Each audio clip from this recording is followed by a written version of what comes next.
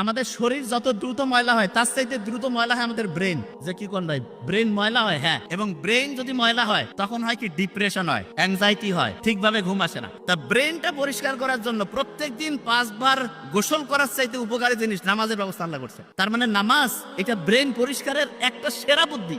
কিভাবে পরিষ্কার হয়? যে অবস্থায় আপনি আছেন শুকরিয়া আদায় করেন।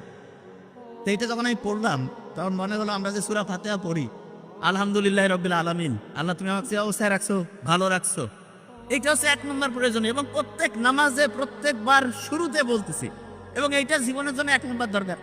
তার মানে নামাজ হচ্ছে আল্লাহর সাথে কানেকশন করার সাথে আমার নিজের ভালোর জন্য দরকার বেশি। নিজে ভালো থাকবো কখন? যখন আমি চিন্তা করি যে আল্লাহ আমার তুমি যে অবস্থায় রাখছো ভালো রাখছো। আর দ্বিতীয় কথাটা কি দরকার, সেটা হচ্ছে মানুষ দীর্ঘদিন ভালো থাকতে পারবে, মানুষের ব্রেন সুস্থ থাকবে, মানুষ হচ্ছে উন্নতির দিকে যাবে কখন? যখন কেউ রেগুলার পড়াশোনা করে। কোরআনের প্রথম যে আয়াতটা নাজিল হইল কি ছিল? প্রথম আয়াতটা পড়ো তোমার প্রভুর নামে, ঠিক না? পড়ার কথা বলছে। তা আল্লাহ কিন্তু নাজিল হওয়া প্রথম কথাটা পড়ার সাথে, কোরআনে আমরা যখন সূরা ফাতিহার প্রথম যে আয়াতটা দিয়ে নামাজ শুরু করে প্রত্যেক রাকাতে, সেটা কি ছিল?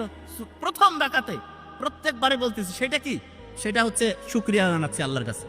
তার মানে মানুষের জন্য যেটা সবচেয়ে প্রয়োজনীয় আল্লাহ কিন্তু সেট করে দিয়েছেন।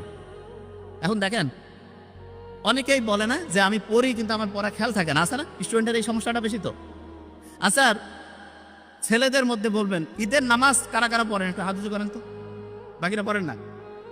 ঈদের নামাজ প্রত্যেকে পড়ি। আচ্ছা, তাহলে ঈদের নামাজ যে পড়ি, ঈদের নামাজে রিয়েলি আপনাকে এবার হাত উঠাতে বলবো না, অনেকে ভুল করেন না? এদিক ওদিক তাকাচ্ছেন যে কি মানে যাবো নাকি হাত বাঁধবো, হয় না? 100% হয়। কিন্তু যখন আমি এই যে 5 ওয়াক্ত নামাজ পড়ি, এটাতে কি হয়? প্রশ্নই আসে না। কারণটা কি? কারণটা হচ্ছে, আপনি এখন বলতে পারেন যে ভাই আমরা তো ওই ঈদের নামাজ মাত্র সেরকম পড়ি নাই। আপনি হিসাব করে দেখেন, প্রত্যেক বছরে 2 বার করে আপনি ঈদের নামাজ পড়েন। আপনি যদি 20 বছর ধরে নামাজ পড়তেছেন, 40 বার পড়ছেন, কিন্তু তারপর আপনার খেয়াল থাকে না। কারণটা কি? কারণটা হচ্ছে ওই যে একটু আগে বলছিলাম, যা কিছু পড়ি 1 সপ্তাহ পরে 80% ভুলে যাই। আপনি ঈদের নামাজ পড়েন তো বছরে 2 বার, আপনার পড়ার যে টেকনিকটা, যে নিয়মটা, সেটা শর্ট টার্ম মেমোরিতে থাকে, লং টার্মে আর রিজার্ভ হয় না। কিন্তু আপনি রেগুলার যে 5 ওয়াক্ত নামাজ পড়েন, এটা আপনার লং টার্ম মেমোরিতে রিজার্ভ হয়ে যায়। এই জন্য ঈদের নামাজটা এইটা থেকে একটা পড়ার টেকনিক বের করা যায়। সেটা কি?